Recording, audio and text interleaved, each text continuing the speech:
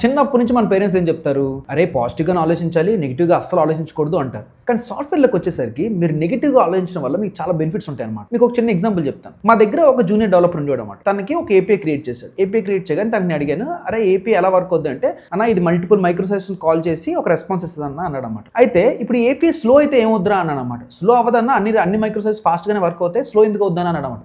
అలా కదరా, ఒకసారి ఆలోచించరా, స్లో అయితే ఏంటి అని చెప్తుంది. ఏంటన్నా ప్రతిసారి నెగిటివ్గా ఆలోచిస్తావు, స్లో అవ్వదని అన్నాడు అనమాట. అలా కదరా, ఒకసారి ఆలోచిస్తే చూడరా అని చెప్పేసరికి ఒకసారి ఆ ఏపీఐ స్లో అయితే మా సిస్టమ్ అంతా డౌన్ అయ్యే ఛాన్సెస్ ఉన్నాయన్నమాట. అందుకే చాలా సార్లు పెద్ద పెద్ద కంపెనీస్ లైక్ నెట్ఫ్లిక్స్ కూడాను కేఓస్ మంకీ అని ఒక సిస్టమ్ బిల్డ్ చేశారనమాట. అది ఏం చేస్తుందంటే, లెట్స్ సే మీ దగ్గర 1000 సర్వర్స్ ఉన్నాయనుకో, అది ర్యాండమ్గా వెళ్ళేది ఒక సర్వర్ డౌన్ చేస్తుంది అనమాట. ఇప్పుడు ఆ సర్వర్ డౌన్ అయిన తర్వాత కూడాను మీ సిస్టమ్ ఎలా వర్క్ అవుతుంది, ఆ డౌన్ అయిన సర్వర్ మళ్ళీ ఎంత వేరంగా అప్ అవుతుంది, ఇలాంటి మెట్రిక్స్ అన్ని వాళ్ళు మెజర్ చేస్తారన్నమాట. సో అందుకే నెక్స్ట్ టైం నుంచి మీరు ఎప్పుడైనా ఒక సిస్టమ్ బిల్డ్ చేస్తున్నా, ఒక ఏపీఐ బిల్డ్ చేస్తున్నా, అన్ని బాగానే వర్క్ అయిపోతాయి అనుకోకుండా, ఒకవేళ ఇది డిలే అయితే ఏమవుతుంది, ఇది బాగా బ్రేక్ అయితే ఏమవుతుంది అనే క్వశ్చన్స్ మీరు అడిగితే మీరు ఫాల్ట్ టాలరెన్స్ సిస్టమ్స్ బిల్డ్ చేస్తారన్నమాట. సెకండ్ ఇంపార్టెంట్ స్కిల్ ఏంటంటే product thinking. I will bet 90% డెవలపర్స్కి స్కిల్ ఉండదు. రీజన్ ఏంటి అంటే, చాలాసార్లు మన డెవలపర్స్ ప్రొడక్ట్ నాలెడ్జ్ అనేది మన పని కాదు కదా అనుకుంటాం అన్నమాట. కాకపోతే ఏఐ రావడం వల్ల లైన్స్ అనేవి బ్లర్ అవుతున్నాయి. ఎప్పటికైనా ఒక డెవలపర్ రెస్పాన్సిబిలిటీ ఏంటి అంటే ప్రాబ్లమ్ని సాల్వ్ చేయడం, వాడు అవుట్కమ్ని ఓన్ చేసుకోవాలన్నమాట. ప్రొడక్ట్ నాలెడ్జ్లో చాలా బేసిక్ థింగ్ ఏంటంటే, ఎవరైనా మన దగ్గరికి వచ్చి ఇది బిల్డ్ చెయ్యు అంటే మనం అడగాల్సిన ఫస్ట్ క్వశ్చన్ ఏంటంటే,